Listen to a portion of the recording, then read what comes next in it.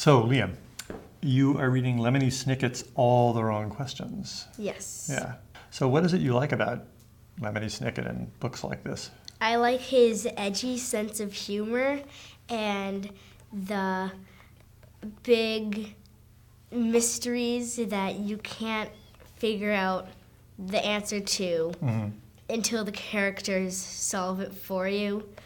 And no matter where you are in it, he's always leaving you hanging. Interesting. So I'm interested in this thing you said about you can't figure out the mystery until the characters solve it for you. Can you say more about that? So, there's always a big problem or mystery in his books, and the kids in it always end up solving it by the end, and I always try to solve the mystery before them, but I never can. Interesting. So how do you try to solve it? Usually I make a list of suspects, and I'll go through each to see if they have the motive and the opportunity. And then if I do, I'll stick with that character and see if there's more evidence leading to that character. So, interesting. This sounds very organized. You make a sort of a list.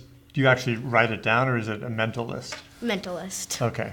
I make a list, in my head. I think of every single character Okay. and see why they would steal something or do something, and if they had the opportunity to do it.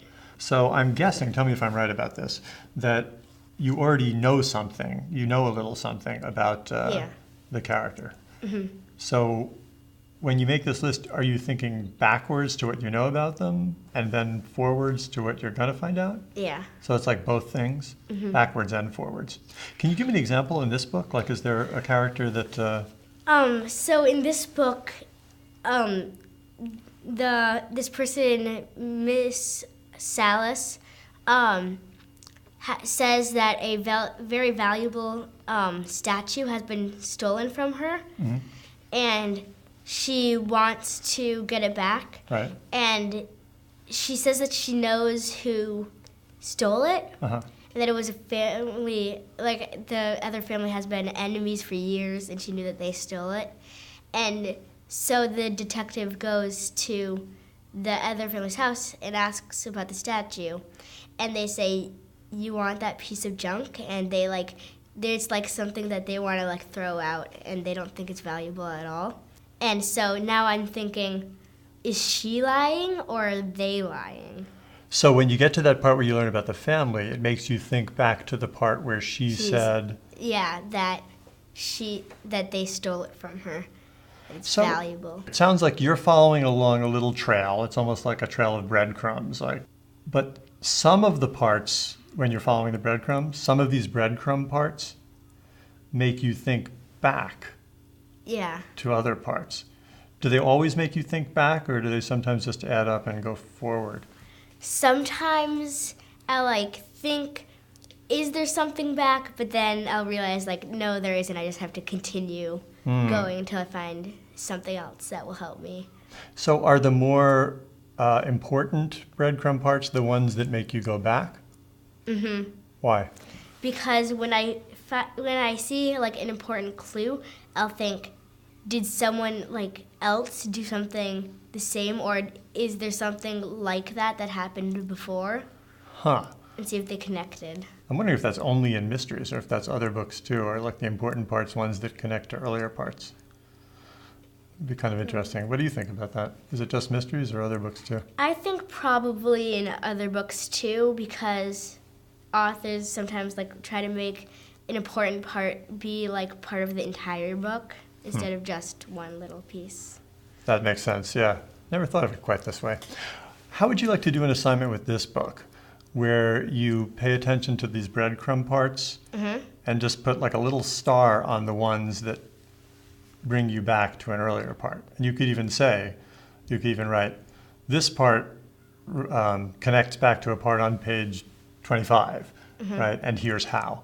Yeah. Does that make some sense? And just notice what you notice about those connecting, I want to say, back in time breadcrumb parts.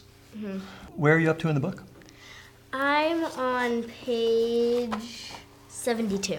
72. Okay. So I'm guessing you probably already have a couple of back in time breadcrumb parts. Yeah. Do you want to try this this assignment for the whole rest of the book or just for a few chapters? I don't know, probably for a few chapters. How about to chapter 8? That makes sense? Okay.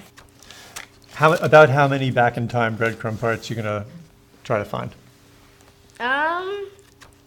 Probably like 8 or so.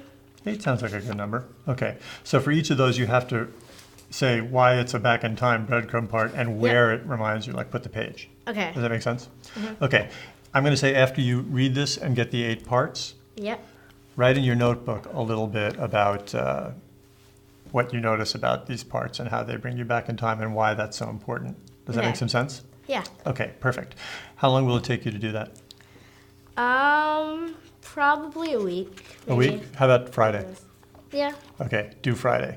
And I think what's going to be really important about this for you is it's going to give you practice paying attention to parts that send you back in time and connecting them. And if you get really good at that here in mystery books, it's going to help you with other kinds of books too, and even harder books. Because knowing when to stop and connect back is the key to reading really complicated stuff.